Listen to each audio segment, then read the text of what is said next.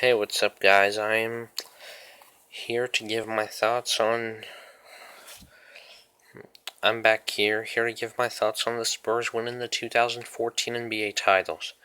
Now, I made a Game 2 review, and after that is when I started having all the problems, so I obviously wasn't able to make reviews for Games 3, 4, or 5, but the Spurs won all 3 games. They were able to close the Heat out in 5 and win their 5th NBA title, and that felt great. Yesterday morning, it showed all 5 of the Spurs championship clinching games on NBA TV, so I enjoyed watching those.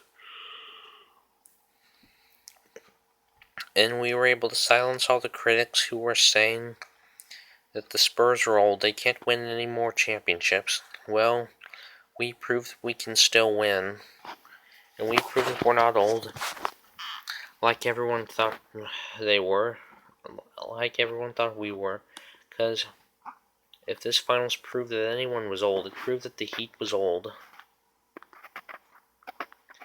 Because, no one from the Heat really showed up. Dwayne Wade had a bum knee. Chris Bosh was inconsistent. The Heat bench was just basically non-existent, which is why if I were LeBron, I'd go back to Cleveland, since he'd be paired with Kyrie and Waiters and whoever they draft with the #1 pick. A couple young superstars, rather than an aging Heat core whose bench is non-existent. But, yeah, this video is not about that. This video is about the Spurs. So, I'll just basically recap our season. We finished the regular season with the best record in the league, 62-20. We were the only team that won 60 or more games during the regular season. And I remember, to start off the season, we beat the Grizzlies in a rematch of the 2013 Western Conference Finals. Then we beat the Lakers. Then lost to the Trailblazers, which was a surprise. Trailblazers surprised me a lot this year, after doing horrible last year. They were able to be the 5 seed this year, and they probably should have been a top 3 seed if they hadn't got injuries towards the end of the regular season. But yeah, after that surprise loss to the Trailblazers, we rattled off 11 straight wins, then lost to the Thunder, and then from there we had a streak going on for a while where we would always beat all the bad teams, then lose to the title contending teams. That's what a bunch of people made fun of us for, that we couldn't beat title contenders.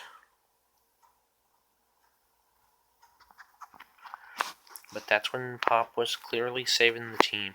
Because the reason we lost to so many championship contenders in November, December, and January is because Pop was saving the team for a February, March, April playoff push. And then, coincidence? I think not. February, once we started pushing for the playoffs, that's when we started getting hot. And we won like 18 straight games at one point. I think it was 18 or 19 straight we won. Broke the franchise record for longest winning streak in franchise history.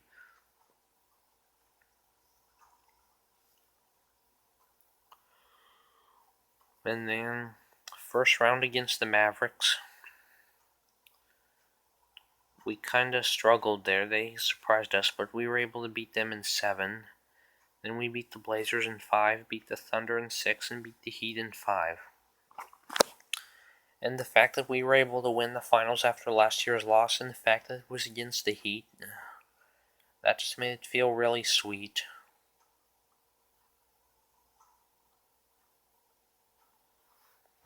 Because it just felt good beating the Heat and to shut up all those bandwagon fans.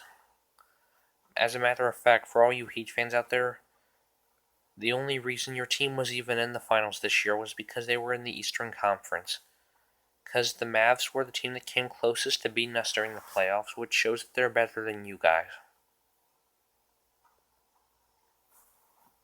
But yeah, I'm just glad that Pop Sway was able to win a championship. Because the fact that Pop is such a good coach, which is why I think he's the greatest NBA head coach of all time, in my opinion. Because players like, young guys like Kawhi Leonard, Danny Green, Tiago Splitter, Patty Mills, Boris Diaw,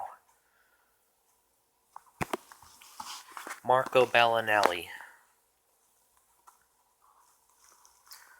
Pop made them into good players. That's the great thing about the Spurs. They're all good players. They work together as a team.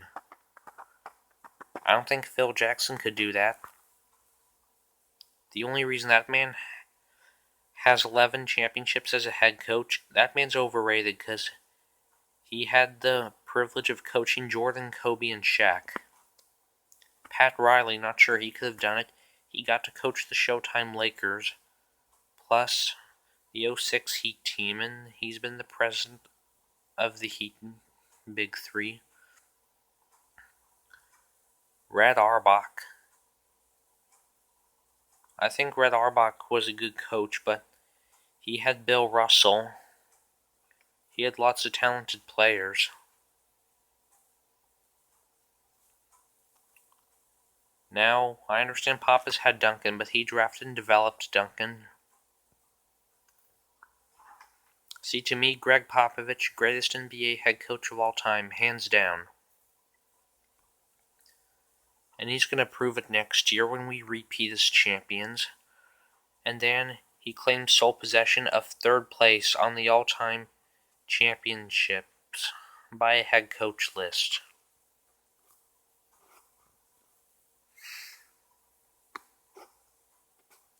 It was just a beautiful run, guys, a beautiful run. And hopefully we can go repeat as champions next year. Because this championship was definitely the sweetest. The fact that we were able to get revenge on the Heat made it just feel great. That's all, guys. Don't know when I'll see you next.